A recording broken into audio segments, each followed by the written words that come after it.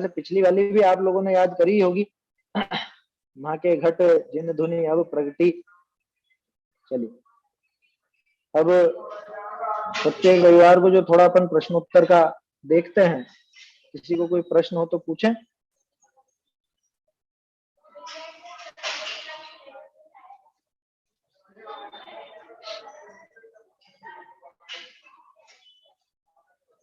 ये पूछूं? हाँ, पूछने के लिए तो बोला है। हाँ, विकल्प या जैसे कुछ भी ये जो हो रहे हैं, ये मतलब जीव में ही हो रहे हैं कि इस शरीर में हो रहे हैं भैया? विकल्प जीव में हो रहे हैं या शरीर में? भाई विकल्प क्या चीज है? जैसे अपन कहते हैं कि ये आत्मा में ज्ञान है, तो ये भी तो सब चीज ज्ञान में ही हो रही है। और अपन कहते हैं कि इन्होंने आज तक इसमें प्रवेश किया नहीं। ज्ञान और आत्मा अलग अलग चीज, हाँ, एक ही चीज है। ज्ञान और आत्मा बिल्कुल एक ही चीज है, कोई दिक्कत नहीं। तो ये जो विकल्प है, विकल्प, हाँ बोलो, आप बोल लो पहले। तो ये विकल्प भी तो जैसे ज्ञान में ही हो रहे हैं एक तरह से, तो यूं कह दो। देखो, ज्ञान के विकल्प अलग हैं, और जिन विकल्पों का त्याग करने की बात की जाती है वो विकल्प चारित्र गुण की विकारी पर है। विकल्प माने राग द्वेष भी होता है, और विकल्प माने ज्ञान में जो अलग अलग अपने चलता है ना, वो भी होता है। जैसे अभी थोड़ी देर पहले अपने को किस चीज का विकल्प था? वो जिनवाणी स्तुति का विकल्प था, है ना।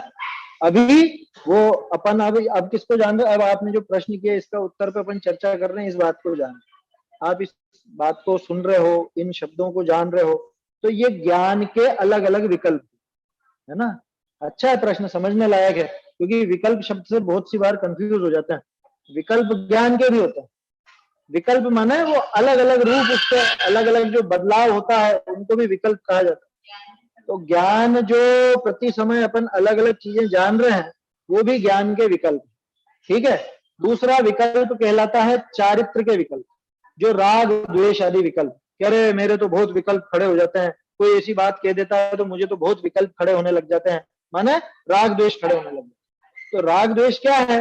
वो चारित्र गुण की विकारी पर्याय है, उनको भी विकल्प कहा जाता है। और ज्ञान में प्रति समय जो अलग अलग ज्ञेय जानने में आ रहे हैं, उसको भी विकल्प कहा जाता है। समझ में?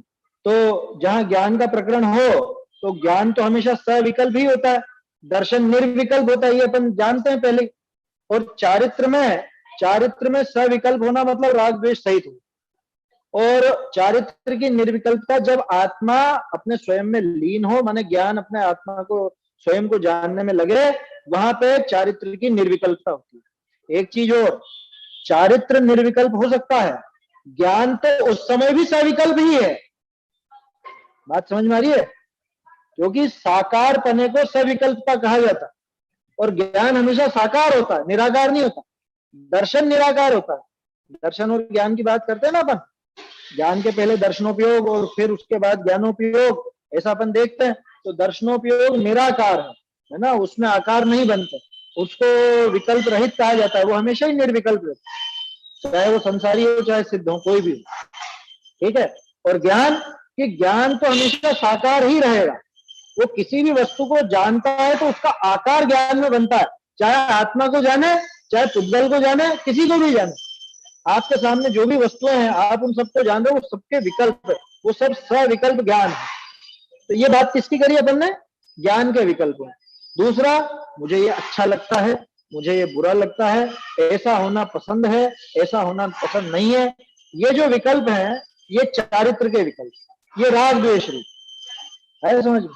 ये राग द्वेष के विकल्प जो हैं, ये बंधन के कारण। ज्ञान के विकल्प बंधन के कारण नहीं है, ये भी अंतर समझ लेना। कंफ्यूजन क्यों होता है, इसमें संशय क्यों खड़ा होता है कि विकल्प नाम देते हो ना, तो हमको समझ में नहीं आता कौन से विकल्प की बात चल। तो विकल्प जहां जानने देखने का प्रकरण हो, तो वहां तो ज्ञान हमेशा सविकल्प ही होता है। उसको विकल्प समझना, ज्ञान के अलग अलग जो समझ लो प्रति समय अलग अलग ज्ञेय आ रहे हैं जानने में, वो ज्ञान के विकल्प। और जहां पे चारित्र की बात हो, सविकल्प और निर्विकल्प दशा की बात हो, तो वहां चारित्र के राग द्वेष अथवा वीतराग का उसको ले। राग द्वेष विकल्प है, चारित्र के सविकल्प दशा कहलाएगी उस समय। और जब आत्मलीनता होगी, वहां राग द्वेष बुद्धिपूर्वक नहीं होंगे, वो निर्विकल्प दशा कहलाएगी चारित्र की तरफ से। बात समझ में आ रही है? तो ये तो हो गए ज्ञान और चारित्र के विकल्प। अब आपका मूल में प्रश्न था भाई ये कहाँ होता है? ये होते ये ज्ञान में और चारित्र में, तो माने जीव की ही पर्याय है, ये पुद्गल की पर्याय नहीं है। किसी भी पुद्गल में दोनों तरह के विकल्प नहीं होते। न तो ज्ञान के विकल्प इस, जैसे मान लो ये कुछ भी है, कोई मोबाइल है आपका है, कुछ भी है, तो ये पुद्गल है, ये शरीर है, इसमें न तो ज्ञान संबंधी विकल्प है न चारित्र संबंधी विकल्प। माने इस पुद्गल में न तो राग द्वेष होता है न जानने का काम होता है। सीधे शब्दों में लकड़ी है, ये बेंच है, या समझ लो खंबा है, या लाइट है, दरवाजा खिड़की इत्यादि कुछ भी है, ये कपड़े हैं, न ये जानते हैं न इनमें राग द्वेष। हम जानते भी हैं और हमारे राग द्वेष भी होते है ना। ज्ञान का काम जानने का, राग द्वेष का काम चारित्र का, हालांकि विकारी पर्याय है वो। तो ऐसे ये विकल्प ज्ञान में और चारित्र में दोनों में संभव होते हैं, माने जीव की ही पर्याय में होते, उद्गल में बिल्कुल नहीं होते। अब उसमें सबसे खास बात जो आप कह रहे थे कि इनका मुझ में प्रवेश ही नहीं, तो इनका मुझ में प्रवेश नहीं का अर्थ क्या है? वहां द्रव्य स्वभाव की बात। मेरा जो द्रव्य स्वभाव है वो बिल्कुल शुद्ध है, द्रव्य हमेशा शुद्ध रहता है, तो उसमें कभी राग द्वेष की अशुद्धि कभी प्रवेश नहीं पाती, कभी भी प्रवेश नहीं पाएगी। राग द्वेष की जो अशुद्धता है वो जीव के शुद्ध ज्ञान स्वभाव में कभी प्रवेश नहीं पाती। उस समय ये कहा जाता है कि इनका मुझ में प्रवेश ही नहीं, ये मुझसे बिल्कुल नितांत भिन्न है, न्यारे न्यारे। ठीक है, मेरे ख्याल से प्रश्न में आई सारी बातें आ गई इसके अंदर। अब बोलो इसमें कोई शंका हो तो आप। जैसे बहुत बार अपन ये कह देते हैं कि राग द्वेष करते करते भी अपन कहते हैं कि अपनी दृष्टि में ये होना चाहिए कि राग द्वेष मतलब मैंने नहीं किया है, मेरे में प्रवेश नहीं किया, तो वो कैसी दशा रहती है ज्ञान? आखिर तो राग द्वेष वो दृष्टि में होना चाहिए का क्या मतलब कि वो श्रद्धा में रहता है, वो विकल्प नहीं चलेगा कि जब मैं गुस्सा कर रहा हूं उस समय मैं सोचूं कि मैं गुस्सा करने वाला नहीं हूं, वो विकल्प में नहीं चलेगा वो। मतलब ना ज्ञान के विकल्प में और चारित्र के विकल्प में तो क्रोध चल ही रहा है। इसको ऐसे समझो कि एक माँ अपने बच्चे की पिटाई करती है, ठीक है, बच्चे की पिटाई करती है, क्यों करती है? क्यों करती है? द्वेष आया ना, गुस्सा आया तो ही कर रही है। तत्काल का भाव क्या है? तत्काल का भाव तो द्वेष है ना, क्रोध है। उस समय तो क्रोध आया, 100% क्रोध है, इसीलिए कर रही है। लेकिन अभिप्राय में क्या है कि ये बुरा है कि मैं इसकी पिटाई करूं या इसको बहुत दुख पहुंचाऊं, अभिप्राय ऐसा है क्या? अभिप्राय उसका ऐसा अभिप्राय बिल्कुल भी नहीं। अभिप्राय में तो ऐसा, अरे ये हमेशा सुखी रहे, हमेशा खुश रहे और ये सही मार्ग पर चले, यही है ना अभिप्राय उसका। तो ये बताओ जिस समय वो पीट रही है उसको, उस समय उसके वो विकल्प चल रहे हैं क्या कि खुश रहे, ये सुखी रहे और ये सही मार्ग पर चले, उस समय चल रहे हैं क्या? उस समय नहीं चल रहे। उस समय तो कि इसने ऐसी गड़बड़ क्यों करी, अभी इसको सबक सीखा है ना। तो ये तत्काल के विकल्प, ये चारित्र गुण का काम। और जो आप दृष्टि की बात कर रहे हो ना, वो श्रद्धा में जाता। तो श्रद्धा में मैं इनसे बिल्कुल न्यारा हूं, ये मेरे में प्रवेश नहीं करते, बिल्कुल इनसे भिन्न भिन्न हूं, ये बात श्रद्धा में जाती है। और श्रद्धा हमेशा बनी रहती है, उभर उभर के नहीं आती है। फिर वही बिल्कुल अपना सीधा सा उदाहरण है, आपने कभी, आप दिन भर में कितनी बार सोचते हो कि मेरा नाम वर्धमान? कभी विकल्प आता है आपको? कभी नहीं आता। ये श्रद्धा में बैठा हुआ है, समझ में ही बात, ये अंदर बैठा हुआ है कि मैं वर्धमान। वर्धमान कहते थे आपको एकदम से खटका होता है कि नींद में आप सो रहे हो, उस समय भी कोई आवाज लगाए तो एकदम अरे मुझे आवाज, ऐसा होता है ना। विकल्प उठता है कि मैं वर्धमान, मैं वर्धमान, या मैं विचार करूं मैं विक्रांत हूं, मैं विक्रांत हूं, मैं विक्रांत। ऐसा चलता है कभी? कभी नहीं होता। लेकिन ये अंदर में बैठा रहता। तो जो आप दृष्टि के विषय, दृष्टि की बात कर रहे हो कि क्रोध आदि करते हुए भी दृष्टि तो ऐसी रहे, तो ऐसी रहे ये कोई बनाई नहीं जाती। दृष्टि तो सम्यक दृष्टि तत्व निर्णय करके अपनी दृष्टि को सम्यक करता है, आया समझ में। वो श्रद्धान में एक बार में जो बैठ गया वो चलता रहता, जब तक उसका सम्यक तो रहेगा तब तक वो श्रद्धान वैसा का वैसा बना रहेगा, उसका उसमें फेर नहीं आने वाला है। भले ऊपर से क्रोध कर रहा हो, मान कर रहा हो, माया कर रहा हो, लोभ कर रहा हो, या कुछ भी कर रहा हो, समझ में ही बात। चारित्र की कैसी विपरीतता हो, भाई पर चक्र ही चला रहा हो, लेकिन श्रद्धान में बिल्कुल वो न्यारा मान करके बैठे। श्रद्धान में बैठे, वो विकल्प में नहीं आएगा। श्रद्धा का विषय विकल्प में आगे जरूरी नहीं। श्रद्धा होने के पहले वो विकल्प जरूर खड़े होंगे, है ना। जिस चीज की मुझे श्रद्धा करनी है, जो श्रद्धान मुझे बिठाना है, पहले बुद्धिपूर्वक उस बात के बारे में मैं सोचूंगा, बारंबार सोचूंगा, और वही दृढ़ होता होता वो तत्व निर्णय दृढ़ होकर के वो श्रद्धान में बैठ जाए। लेकिन अब वो बैठ गए ना, उसके बाद बार बार दोहरान करने की आवश्यकता है, होता भी नहीं है ना। जब तक सम्यक दर्शन रहेगा तब तक वो श्रद्धान सम्यक रहेगा, और जब जैसे ही सम्यक दर्शन छूटा मान लो, तो वो श्रद्धान भी बदल जाता है, छूट जाता है। ऐसा यूं है ये। तो जैसे भोग तो भोगते रहे, पर श्रद्धान में तो अपने श्रद्धान में और भरत चक्रवर्ती की श्रद्धान में क्या फर्क था? जमीन आसमान का फर्क था। भोग भोगते रहो, मतलब है ना, और अपने क्या फर्क है? क्या फर्क है? भोगते हुए भी खुद को भोगता नहीं मानते, उसका वो खुद में प्रवेश नहीं मानते। है समझ में? राग उठता है, राग अपने को भी उठता है, उनको भी उठता है। मिठाई खा रहे हैं तो उनको भी मीठी लगेगी और अपने को भी मीठी लगेगी। अच्छी बनी है तो तारीफ वो भी करेंगे, हम भी करेंगे, लेकिन तो भी अंदर से हृदय पूरा टूटा हुआ है। समझ में? वो श्रद्धान बिल्कुल टूटा हुआ है, वहां से बिल्कुल उससे भिन्न मानते हैं खुद को उसका कर्ता नहीं मानते, खुद को उस भोग का भोक्ता नहीं मानते, ना वो मुझ में प्रवेश कर गया ऐसा मानते, बिल्कुल न्यारा मानते। अपन लोग मतलब अपने लोगों की इस चीज के मानने में कमजोरी है अभी तक, यूं माने तो पूरा नहीं। हाँ बिल्कुल है ना कमजोरी। अगर अपन ये सिर्फ कहता है, ये अभी अपन जो बात कर रहे हैं, ये सिर्फ कहने में आ रही है, ये श्रद्धा में बैठी का है। श्रद्धा में अगर बैठ जाए, हाँ श्रद्धा में बैठ जाए तो काम हो जाए, उसमें कहाँ दिक्कत। और ऐसा मत समझना कि श्रद्धा में वो बात बैठ गई तो उसके बाद चारित्र में एकदम से परिवर्तन आ जाएगा, एकदम से नहीं आता। आया समझ?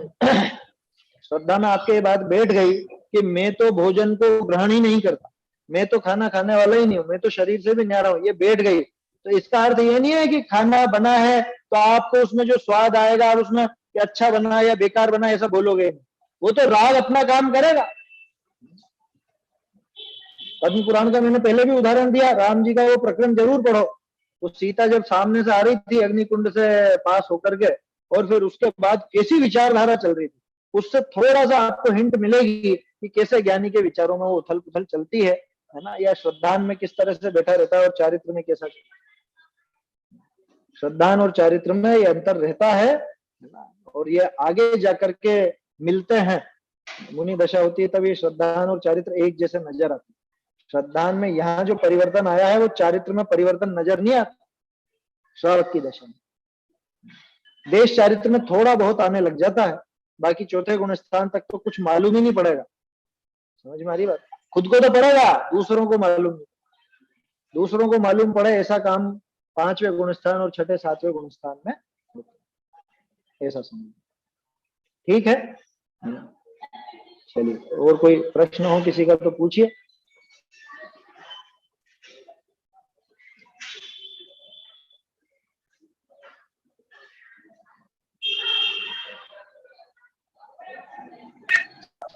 ये जो हाँ मैं बोल रही थी कि जो 7 तत्व होते हैं ना, हाँ तत्व, हाँ तो ये इनका थोड़ा सा कुछ बताओ ना कि मतलब क्या है 7 तत्व। चलो बढ़िया है, बेसिक प्रश्न है बिल्कुल, और क्लियर करना चाहिए।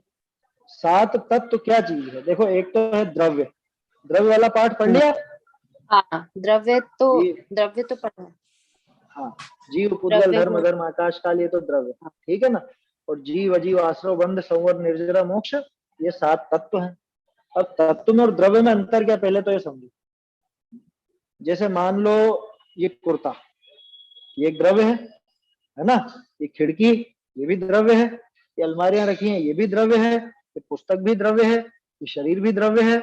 आत्मा भी द्रव्य है। ये खंभा भी द्रव्य है ना। ये सब चीजें द्रव्य हैं। द्रव्य माने वास्तव में कोई वस्तु हो, वस्तु, उसको कहते हैं अपन द्रव्य। अब वो वस्तुएं 6 तरह की हैं। है ना। जीव है, पुद्गल है, धर्म है, अधर्म है, आकाश है, काल है, ये सब चीजें हैं, ये कुछ हैं। जैसे जैसे ये कुर्ता नजर आ रहा है, इसी तरह से ये भी है, ये सब चीजें भी। समझ में आ रही है बात? जैसे आप कांच में खुद को देखते हो तो कुछ है ना, वास्तव में है ना कुछ। जैसे ठंडी हवा, गर्म हवा, ये सब है ना, कि कोई मान्यता की चीजें तो नहीं है। तो तत्व क्या चीज है कि तत्व वास्तव में कोई द्रव्य नहीं है, तत्व द्रव्य की पर्याय है। कौन से द्रव्य की पर्याय? कि वैसे तो जीव की पर्याय है, लेकिन उद्गल की तरफ से भी उसका कथन किया जाता है, कर्मों की तरफ से। जब कर्मों की तरफ से देखते हैं तो वो उसकी भी पर्याय शामिल कर ली जाती है। मुख्य रूप से जो 7 तत्व हैं उसमें 2 द्रव्यों का मुख्य कार्य कौन सा है? एक तो जीव का और एक पुद्गल का। जीव का और पुद्गल का, मुख्य रूप से इन 2 के का। पुद्गल में भी बाकी पुद्गल की बात नहीं लेनी, कार्मण वर्गणा, जो कर्म है, कर्म, उनकी बात लेनी। समझ में आ रही है बात? जो कर्म बंधते हैं अपने, वो क्या है? वो पुद्गल है। कैसे पुद्गल की? जैसे शरीर पुद्गल है ना, वैसे ही। जैसे बाहर धूल मिट्टी होती है, वैसे ही जैसे धूल के कण होते हैं, ऐसे वो कार्मण वर्गणाएं भी बहुत बारीक बारीक बारीक बारीक कण है, बहुत बारीक। समझ में आ रही है बात? तो ये 2 द्रव्य अपने को लेना है। अब जीव तत्व की बात कर रहे हैं अपन, ध्यान रखना। तत्व माने जो वस्तु जैसी है उसका जो भाव, उसको कहा जाता है तत्व। ठीक है? जैसे शक्कर का तत्व किसको कहेंगे? मीठापन, मिठास को, है ना। नमक का तत्व खारापन। ऐसे जीव का तत्व ज्ञान, है ना। जीव तत्व की परिभाषा ही यही है कि ज्ञान स्वभावी आत्मा, ज्ञान स्वभावी आत्मा को जीव तत्व को। वितरा विज्ञान पाठमाला है कि नहीं है? नम्रता नहीं है? कोई बात नहीं, है ना, मैं ग्रुप पर भेज दूंगा, उसमें ये पाठ है पूरे के पूरे। तो ज्ञान स्वभावी आत्मा को जीव तत्व कहा जाता है। तो आत्मा शब्द का अर्थ क्या है? आत्मा शब्द का अर्थ स्वयं, माने मैं। तो इसको अपन ऐसा भी कह सकते हैं, ज्ञान स्वभावी मुझको जीव तत्व कहा जाता है। ठीक है? तो अब जीव तत्व मुझे बताओ दुनिया भर में कितने हैं? कितने जीव तत्व हैं? कि जब ज्ञान स्वभावी मुझको कहा जाता है तो फिर तो एक ही रहा, है ना। मेरे लिए जीव तत्व सिर्फ मैं ही हूं, आप लोग नहीं हो। आपके लिए जीव तत्व सिर्फ आप ही हो, मैं नहीं हूं। तो क्या मैं अजीब हूं क्या? कि नहीं, मैं जीव हूं, लेकिन मैं जीव द्रव्य, है ना। बाकी सब मेरे लिए जीव द्रव्य हैं, बाकी सब जो जीव हैं वो जीव द्रव्य तो हैं, लेकिन मैं जीव तत्व हूं और वो मेरे तत्व नहीं, उनमें मेरा ज्ञान नहीं, है ना। मेरा ज्ञान कहां पर है? तो मेरा ज्ञान तो मुझ में ही है, आपका ज्ञान आप में है। तो आपके लिए जीव तत्व आप ही हो, मेरे लिए जीव तत्व मैं ही हूं। समझ में आ रही है बात? बाकी सब क्या रहेंगे फिर मेरे लिए? कि बाकी सब जीव भी अजीव तत्व में जाएंगे। द्रव्य तो द्रव्य रूप से तो जीव है, माने अगर उनकी सत्ता देखी जाए तो वो जीव है कि अजीब है? जीव है, क्योंकि ज्ञान दर्शन जिसके पास पाया जाए उसको जीव कहते हैं। तो द्रव्य की तरफ से बात करें तो वो सब भले ही जीव हो, लेकिन उनमें मेरा ज्ञान नहीं है, है ना। मेरा ज्ञान स्वभाव उनके अंदर नहीं है, इसलिए उनको जीव तत्व नहीं कहते, उनको अजीव तत्व में शामिल करते हैं। वो जीव, लेकिन वो जीव तत्व नहीं। क्यों? जीव तत्व किसको कहते हैं? कि ज्ञान स्वभावी आत्मा को। आत्मा माने स्वयं, कैपिटल आई जिसको कहते हैं ना इंग्लिश में, कैपिटल आई, वो मैं, वो पूरी दुनिया में एक ही रहेगा। वैसे जीव द्रव्य कितने हैं? जीव द्रव्य कितने हैं? अनंत, अनंत अनंत जीव द्रव्य है ना। लेकिन जीव तत्व की बात करते ही एक अकेला मैं, बस मुझे छोड़ करके बाकी सब अजीव तत्व। क्योंकि तत्व में वास्तव में ये जो तत्वों की बात चलती है ना, ये दुनिया में कौन क्या कितना है ये दिखाने के लिए नहीं चलती। तत्व की बात चलती है जीव के सुख और दुख को लेकर, तत्व की बात चलती है जीव को मोक्ष तक पहुंचाने के लिए। तो जब मोक्ष तक पहुंचाने के लिए अपन बात करेंगे तो वहां पे ऐसी बातें नहीं होंगी कि कौन कौन जीव है हाथ खड़ा करोगे, नहीं। किस जीव को जानने से मुझे सुख मिलेगा उसको जीव तत्व कहा जाए। बात समझ में आ रही है? हाँ, प्रयोजन भूत तत्व की परिभाषा है। वो प्रयोजन भूत तत्व की परिभाषा कहते हैं कि जिनके बिना, जिनको जाने बिना मेरा दुख दूर ना हो और मैं सुखी नहीं हो पाऊं, उसको कहते हैं प्रयोजन भूत तत्व। क्यों? क्योंकि हमारा प्रयोजन क्या है? सुखी होना और दुख दूर करना, यही प्रयोजन है ना। तो ये हाँ, भैया अजीव ज्ञान और तत्व में, सिद्धांत दोनों है। अजीव तत्व में अजीव तत्व में मेरे खुद को छोड़ के, प्रयोजन भूत तत्व बोलो भैया। अजीव तत्व में मुझको स्वयं को छोड़ के सारे द्रव्य आ गए, मतलब अजीव तत्व में एक तरह से देखें। हाँ, उसमें सारे के सारे जीव द्रव्य भी आ गए, उद्गल भी आ गए, धर्म अधर्म आकाश काल सब उस अजीव तत्व में आ गए। आया समझ में? वो सारे के सारे उसमें आ गए। वैसे बाकी सबकी बात की नहीं जाती है, जब तत्वों की बात चलती है ना, तो वहां धर्म धर्म आकाश काल से तो कोई लेना देना है ही नहीं। उनके आश्रय से मैं क्या, ना तो सुखी होता हूँ ना दुखी होता हूँ। मुख्य रूप से उसमें जब बात चलेगी अजीव तत्व में, तो मुख्य रूप से, वैसे तो सब शामिल है, लेकिन मुख्य रूप से कर्मों की तरफ से बात चलेगी। कर्मों को, मैं हो गया जीव तत्व और वो कर्म हो गया अजीव तत्व। ठीक है, अब ये दोनों जब मिले, ये दोनों का मिलना, इसी का नाम है संसार दशा। इन दोनों का बिछड़ना, इसी का नाम है मोक्ष दशा। देखो समय तो हो रहा है, मैं संक्षेप में बताता हूं, बाकी तो उस पाठ में जानने को मिलेगा। हमारा प्रयोजन क्या है? सुखी होना। सुख कहाँ है? मोक्ष में। तो इसलिए एक तत्व तो मोक्ष होना चाहिए। ठीक है, अभी मोक्ष में प्रकाशित पढ़ रहे हैं ना अपन, उसके अंदर ये प्रकरण आएगा कि तत्वार्थ साथ ही क्यों, ऐसा करके आने वाला है। अभी 9वें अधिकार में आएगा ये। सम्यक दर्शन की जब परिभाषा आएगी तब ये बातें भी आएंगी, तत्वार्थ साथ ही। तो मोक्ष तो चाहिए, है ना भाई। सुख मोक्ष में है, तो इसलिए मोक्ष नाम का एक तत्व हो गई। अब मोक्ष किसका नाम है?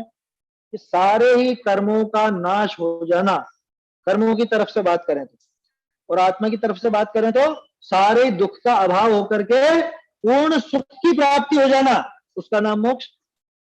ठीक है, तो सारे ही कर्मों का नाश कब होता है, कैसे होता है? कि वो निर्जरा पूर्वक होता है। थोड़ी थोड़ी थोड़ी थोड़ी निर्जरा होती रहती है, और जब पूरी तरह से निर्जरित हो जाते हैं कर्म, तो मोक्ष दशा प्राप्त हो जाती है। तो अब मोक्ष को जानना है, मोक्ष को समझना, उसका ज्ञान श्रद्धान करना है, तो निर्जरा भी आ गई। ठीक है, और निर्जरा वैसे तो प्रत्येक जीव के अभी भी हो रही है, लेकिन वो निर्जरा किसी काम की नहीं है ना। निर्जरा हो रही है, कर्म फिर रहे हैं, लेकिन नए कर्म बंद भीतर है। तो काम तो ऐसा होना चाहिए कि इधर तो कर्मों की, पिछले कर्मों की निर्जरा होती जाए, पिछले तो खत्म होते जाए, लेकिन नए कर्म नहीं आ रहे, है ना। नए कर्मों का आना रुक जाए, तो नए कर्मों का आना रुक गया माने वो नए कर्म नहीं आ रहे, इसी का नाम है संवर। ठीक है, ये कर्मों की तरफ से देख रहे हैं अभी अपन। कर्मों का खिर जाना, खत्म हो जाना, उसका नाम निर्जरा। नए कर्मों का नहीं आना, वो संवर। तो अगर वो निर्जरा ऐसे संवर सहित हो तब तो काम की है, लेकिन अगर वो निर्जरा पूरी निर्जरा है और नए नए कर्म आते जा रहे हैं, तो वो निर्जरा किस काम की? 10 रुपए की उधार चुकाए, 10 रुपए उधार लिए, ऐसा क्या काम का? उधार तो माथे के माथे ही। उधार ऐसा चुकाओ कि नया कर्जा न लेना पड़े, तब होंगे ना स्वतंत्र। तो उस कर्ज के भार से मुक्त तो तभी होंगे ना, ऐसा। तो ये संवर और निर्जरा भी आ गए। अब निर्जरा किसका नाम था? कर्मों के बंध का एक देश अभाव। माने जो कर्म बंधे हुए थे वो थोड़े थोड़े खिरे हैं, अंश रूप में खिरे। पूरी तरह खिर जाए तो मोक्ष है, थोड़े थोड़े खिरे, उसका नाम निर्जरा। किसका? कि बंध का एक देश अभाव। तो बंध को भी जानना जरूरी है, क्योंकि बंध की निर्जरा हो रही है ना, कर्म बंध की निर्जरा हो रही है, तो उसको जानना जरूरी है। और ये बंध कैसे होता है? कि ये बंध, जो कर्म हमें बंधे थे, ये कर्म आए भी तो होंगे जब भी तो बंधे। जैसे अभी अपन लोग यहाँ बैठे हुए हैं, तो यहाँ आए तभी बैठे ना। यहाँ पे आप लोग अपने अपने कमरे में बैठे हुए हो, तो कमरे में प्रवेश आपने किया होगा तभी तो बैठे ना। तो कर्म आते हैं तब जाकर के बंधते हैं, तो कर्मों का आना, उसका नाम आश्रव। ठीक है, और जो संवर देखा था अपन ने, जो जिस संवर के बिना निर्जरा काम की नहीं है, वो संवर आश्रव के निरोध का नाम है। माने आश्रव नहीं हो उसका नाम है संवर, और बंध का अभाव हो उसका नाम है निर्जरा, और वो पूरा ही अभाव हो जाए उसका नाम है मोक्ष। तो इसलिए आश्रव भी जानना जरूरी, बंध जानना जरूरी। इस तरह से सातों तत्व हो जाते हैं। अभी अपन ने कर्मों की तरफ से देखा है ना, कर्मों का आना आश्रय हो गया, कर्मों का आकर के यहीं पे ठहर जाना, रुक जाना, बंध जाना, वो बंद हो गया। अब नए कर्म आना रुक जावा है, यानी कि अब नए कर्मों की एंट्री बंद हो गई, उसका नाम संवर। जो पहले बंधे हुए थे वो खिरते जा रहे, उसका नाम निर्जरा, और पूरे के पूरे खिर गए, उसका नाम मोक्ष। ठीक है, ये कर्मों की तरफ से बात की। एक छोटे से उदाहरण से समझा देता हूं जिसमें ये पूरा क्लियर हो जाए। ठीक है, मेरा काम कैसे चलता है कि मैंने बहुत उधारी ले रखी है और उस उधार ले लेकर के मैं काम करता हूं। ठीक है, अब आपको चुकाना है मुझे, मान लो 100 रुपए चुकाने हैं, तो अब दूसरे से 100 रुपए ले लूंगा और आपके 100 रुपए चुका दूंगा, लेकिन ऐसे तो कभी भी मुक्त होने वाला नहीं हूं ना। तो वो उधार आना, ठीक है, वो जो उधार लेकर गया ये तो समझ लो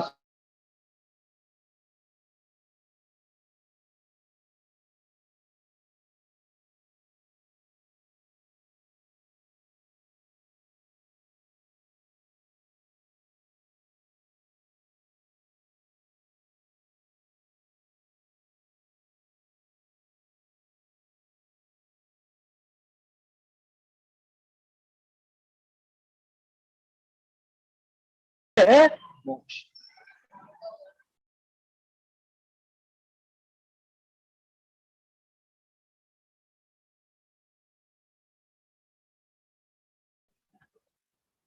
चलो, आवाज आ रही है मेरी? पहले नहीं आ रही थी, उदाहरण के बाद नहीं आई। 100 रुपए लिए तब तक तो आई। अच्छा, 100 रुपए लिए जब तक आई थी बस। हाँ चलिए, देखो मैं क्या कह रहा था, वो सीधा सा उदाहरण है बिल्कुल।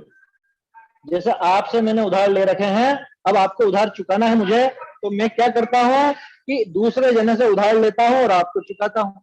ऐसे उधार लेता जाता हूँ और चुकाता जाता हूँ, लेता जाता हूँ, चुकाता जाता हूँ।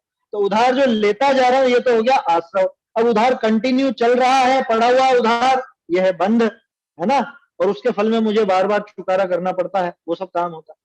अब जो वो मैं समझ लो नया उधार लेना बंद कर दिया, नया उधार अब किसी से भी नहीं ले रहा हूं, तो ये हो गया संवर। और पुराना जो उधार बकाया था वो भी धीरे धीरे थोड़ा थोड़ा चुकाते जा रहा हूं, ये हो गई निर्जरा। और पूरा उधार चुक गया, अब मेरे माथे एक पैसे का भी उधार नहीं बचा, इसका नाम है मोक्ष। ठीक है, ये सीधा सा उदाहरण है बिल्कुल। नाव का उदाहरण भी प्रचलित है, लेकिन वो प्रसिद्ध सभी जानते हैं, आपने छेड़ाला में भी पढ़ा होगा, तो वैसे भी समझ सकते हो, इससे भी समझ सकते हो। अभी अपन ने बात करी कर्मों की तरफ से, अब बात करते हैं आत्मा की तरफ से। आश्रव बंध संवर निर्जरा मोक्ष क्या है? जीव और कर्मों का संयोग हुआ था, है ना। तो जीव का जो संयोग हुआ कर्मों के साथ, वो कर्मों के निमित्त से जीव के कुछ विकारी भाव, ठीक है, तो विकारी भावों का पैदा होना माने अशुद्धि का पैदा होना, अशुद्धि का पैदा होना उसका नाम है आश्रव। अब जीव उस अशुद्धि पैदा तो हुई, लेकिन उस अशुद्धि में रुका, बहुत समय रुक गया, तो वो हो गया बंध। ठीक है ना, अशुद्धि का पैदा होना वो आश्रव, अशुद्धि में रुके रहना यानी अशुद्धि बने रहना वो बंध। अब जब थोड़ी समझ आई, आत्म स्वरूप की समझ आई, स्वपर का भेद विज्ञान हुआ, तो वो अशुद्धि नई पैदा नहीं हो रही है, बल्कि शुद्धि का प्रकट होना हुआ, माने शुद्धि पैदा हो गई। अब तो जो शुद्धि प्रकट हुई है, सम्यक दर्शन आदि के साथ शुद्धता आई है, वो शुद्धि का प्रकट होना वो है संवर। ठीक है, अभी तो प्रकट हुई थी, लेकिन अभी शुद्धता बढ़ती जा रही है, बढ़ती जा रही है समय समय के साथ। जैसे जैसे ये आत्म श्रद्धांत, अपना तत्व श्रद्धांत तो हो ही गया था, सम्यक दर्शन तो हो ही गया था, लेकिन निरंतर वो भावना चलती रहती है, तो धीरे धीरे वो कषाय समाप्त होती जाती है, अशुद्धता घटती जाती है, शुद्धता बढ़ती जाती है। तो शुद्धता का बढ़ते जाना वो है निर्जरा, और पूरी तरह से अशुद्धि का नाश होना और पूरी तरह से शुद्धता का प्रकट हो जाना, उसका नाम है मोक्ष। यही परिभाषा पढ़ी थी ना अपन ने मोक्ष प्रकाशक में कल। अशुद्धता का पूरी तरह नाश होना और शुद्धता का पूरी तरह प्रकट हो जाना, पूर्ण शुद्धता प्रकट हो जाना। और अशुद्धता से दुख जुड़ा हुआ है, शुद्धता से सुख जुड़ा हुआ है। तो पूरी तरह अशुद्धि का नाश हुआ माने पूरी तरह दुख का नाश हो गया, पूरी तरह शुद्धता प्रकट हो गई माने पूरी तरह सुख प्रकट। तो ऐसे ये आश्रव बंध संवर निर्जरा मोक्ष जीव की तरफ से भी ऐसा समझना है। तो अब समझ में आया, ये जो 7 तत्व हैं ये वास्तव में अलग अलग द्रव्यों की बात नहीं है, ये एक ही द्रव्य की मेरे खुद की जो अच्छी दशा, बुरी दशा, ये सारी दशाएं होती हैं, उन दशाओं का पूरा वर्णन इसमें। तो अपन यूं कह सकते हैं कि जीव और अजीव की पर्याय विशेष ये 7 तत्व, ये द्रव्य नहीं है, ये उनकी पर्याय है। कर्म की तरफ से भी अपन ने देख लिया और जीव की तरफ से भी देख लिया। मुख्य रूप से 2 ही तत्व हैं, जीव और अजीव, और बाकी ये 7 इसी के विस्तार हैं। और फिर और विस्तार करते हैं तो पुण्य और पाप भी जोड़ देते हैं इसमें, है ना, क्योंकि आश्रव के 2 भेद, पुण्य का आश्रव, पाप का आश्रव। ऐसे बंध के भी 2 भेद, पुण्य बंध और पाप बंध। ठीक है, तो इस तरह से ये 7 तत्व का अपन ने संक्षेप में समझा। बाकी वीतराग विज्ञान पाठमाला भाग 1 है, उसके अंदर ये पाठ दे रखा है 7 तत्व का, वो पढ़ना और ज्यादा क्लियर हो जाएगा। और फिर कुछ प्रश्न हो तो फिर कभी अपन देख लें, अभी तो समय हो गया है। आप 49 गाथा का पूछ रहे थे ना? तो टाइम लगेगा, पर एक बात मुझे पूछनी थी, बस हाजी और नाजी वाला है किस्सा। तो शादी से पहले मैंने 40 लड़कियों का एक बालिका संघ बनाया था। ये सांसारिक प्रयोजनार्थ की जब बात चली थी ना, तब से विकल्प था इस बात का। तो उसमें हम लोग है ना कौशिक जी की कैसेट के आधार पर नृत्य नाटिका बच्चों को सिखाते थे। और अच्छा। और जो कविता के माध्यम से बच्चे प्रोग्राम देते थे, उनका नाम नहीं पता था, वो तो आपके माध्यम से पता चला। पंडित श्री मांगी लाल जी की कविताएं थी ना, चिकने घड़े, महावीर भगवान के ऊपर भी कई थी, वो हम लोग प्रस्तुति वगैरह देते थे। तो धीरे धीरे जब पब्लिसिटी बढ़ी तो ग्वालियर से बाहर भी बुलाते थे, पर हम लोग नहीं जाते थे, बालिका संघ की लड़कियों को कौन लेके जाए। तो हम लोग वहीं ग्वालियर के आसपास के क्षेत्रों में प्रोग्राम देते थे, तो हमारा फंड भी बढ़ता था। हमारी कोई इच्छा नहीं थी, सभी अच्छे बैकग्राउंड से, कुछ ऐसा प्रयोजन नहीं था, लेकिन तभी वो फंड बढ़ता था। उसका उपयोग हम लोग तीर्थ यात्रा में लगा देते थे, पूरी लड़कियों को लेके, और पुरुष वर्ग, मतलब जो वरिष्ठ, जो सज्जन पुरुष और महिलाओं के संग में। तो वो क्या गलत है क्या वो चीज भी? बस मेरा इतना विकल्प था बहुत दिनों से। क्या चीज? मतलब कि जो फंड इकट्ठा होता था, हम लोग मतलब अपने आप स्वेच्छा से वो लोग जो बालिका संघ को देते थे, वो लोग जो प्रोग्राम करते थे। अब देखिए, उसमें ऐसा है कि वो देते थे, वो उनकी भावना से देते थे, है ना। अब आपका अभिप्राय ही इसमें निर्णय करेगा कि गलत है कि सही। नहीं तो हम लोग तो कुछ ऐसा था नहीं ना, आप लोगों का ऐसा अभिप्राय नहीं था तो कोई दिक्कत नहीं, बस जैन धर्म का प्रचार प्रसार। लेकिन उसमें आपको लेना ही नहीं फिर।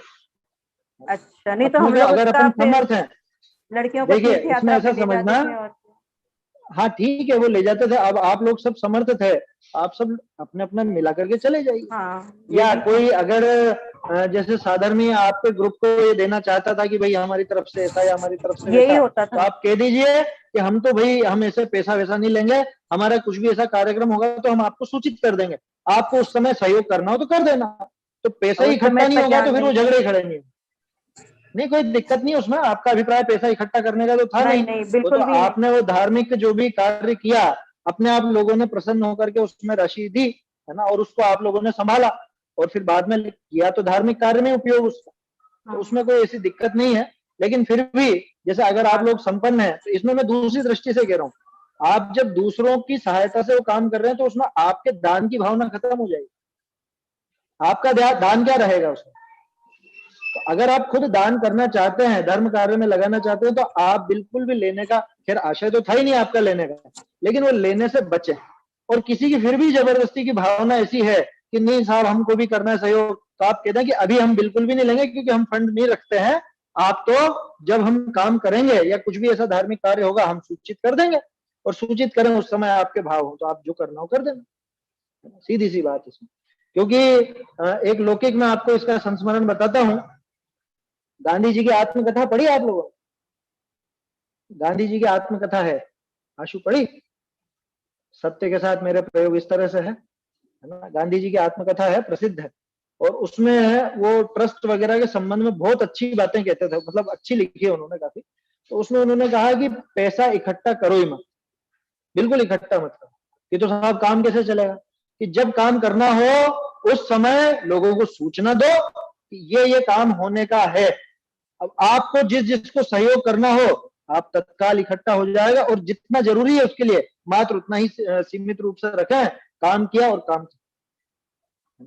इकट्ठा करने की झंझट ही नहीं, अकाउंट्स मेंटेन करने की झंझट ही नहीं, क्योंकि आज हम जितने भी झगड़े देखते हैं बड़े बड़ी संस्थाओं में या कुछ भी, वो सब पैसा बहुत ज्यादा बढ़ जाता है, उसके बाद ही ये सब चीजें खड़ी होती, अधिकांश में ये देखने को मिलेगा, है ना। आपके तो खैर ज्यादा इकट्ठा किया भी नहीं होगा आपने, और वो भावना भी नहीं थी आपकी, कोई संस्था भी नहीं थी ऐसी अलग से।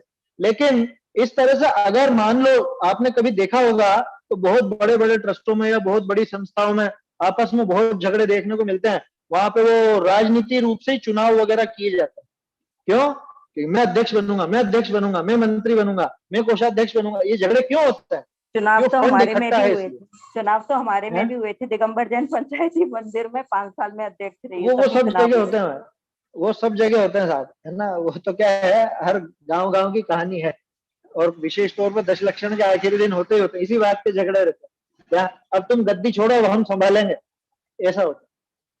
तो सबसे बढ़िया तरीका है, एक तो पद लेना नहीं, दूसरी बात जब काम हो और कुछ लोग ऐसे हो जो करना चाहते हो सहयोग, उनको सूचित कर दो कि ये काम होना है, आपकी भावना हो तो ठीक है, नहीं तो हम तो कर ही रहे हैं। ऐसा, ये सबसे सीधा तरीका है, बिल्कुल सीधा तरीका। कोई झगड़ा नहीं, कोई भविष्य के लिए कोई इकट्ठा करना है या कुछ भी नहीं, तुरंत दान महाकल्याण वो वाला काम है। भाव आया और वो काम निपटा, छुट्टी, इसके बाद का विकल्प ही नहीं। फिर नहीं तो अकाउंट संभालो, ये करो और वो करो, 50 तरह की बातें, और संभालेगा कौन? कि तुम नहीं संभालोगे, मैं संभालूंगा, ये नहीं संभालेगा, वो संभालेगा। तो फिर आपसी झगड़े बहुत खड़े होते हैं, समझिए। सब हिल मिल करके काम करें, उसमें कोई पद की लालसा न रहे, फंड की लालसा न रहे। जब वो विचार आया कि ऐसा काम होना है, तत्काल लोग इकट्ठे हुए, सूचना कर दी कि भाई जिसका जो भाव है, जो मन में हो उसको कर दो, छुट्टी। ऐसा भाव रहना चाहिए, है ना। उसमें आपका तो कोई ऐसा दोष है नहीं, आपका अभिप्राय ऐसा था भी नहीं, तो उसमें कोई दोष नहीं है, उसमें कोई अपराध वाली बात नहीं है, या कोई ऐसी बात सोचने की जरूरत नहीं है ना। वो तो सहज रूप से हो गया काम। सांसारिक प्रयोजन की जो आप कह रहे थे, सांसारिक प्रयोजन है क्या है, तो वो मैंने कहा ना, आपका अभिप्राय उस पर निर्णय करेगा कि वो सांसारिक प्रयोजन था कि क्या। आपके अगर वैसा अभिप्राय नहीं था तो सांसारिक प्रयोजन की बात ही नहीं है। वहां तो धर्म वृद्धि की आपकी भावना थी मन में कि अरे धर्म बढ़े, लोग समझें या इस तरह से कुछ करें, ऐसी बात थी। तो उसमें कोई ऐसी समस्या वाली बात नहीं। बाकी फंड के मामले में, रुपए पैसे के मामले में थोड़ा सतर्क रहें, है ना। वो इकट्ठा नहीं हो, तत्काल जो हो जाए तो ठीक है, तत्काल में हो जाए वो सबसे बढ़िया काम रहता है। बाकी तो और मैं इसमें ज्यादा समझदार व्यक्ति नहीं हूँ सलाह देने के लिए, है ना। जो संस्थाएं चल रही हैं उनसे आप जानकारी लीजिए। चलिए, समय हो गया है, ज्यादा हो गया है, आज चर्चा भी हो गई अपनी। कल से आत्मानुशासन यथा समय रहेगा ही, जिनवाणी स्तुति करेंगे।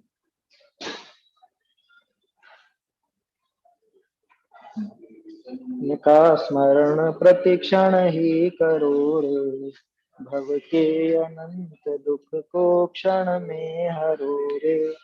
अक्षय अनंत निज सौख्य निधान पाओ, गाओ अरे नित इसी के गीत गाओ। थाकी तो वाणी में हो निज स्वपर प्रकाशक ज्ञान, थाकी तो वाणी में हो निज स्वपर प्रकाशक ज्ञान।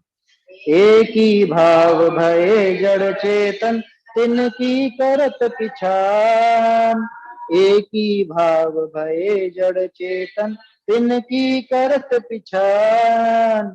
थाकी तो वाणी में हो निज स्वपर प्रकाशक ज्ञान। सकल पदार्थ प्रकाशत जाने मुकुर तुल्य अमलान, सकल पदार्थ प्रकाशत जाने मुकुर तुल्य अमलान। थाकी तो वाणी में हो निज स्वपर प्रकाशक ज्ञान। जग चूड़ामणि शिव भय तेहि जिनकी नो सरधान, जग चूड़ामणि शिव भय तेहि जिनकी नो सरधान।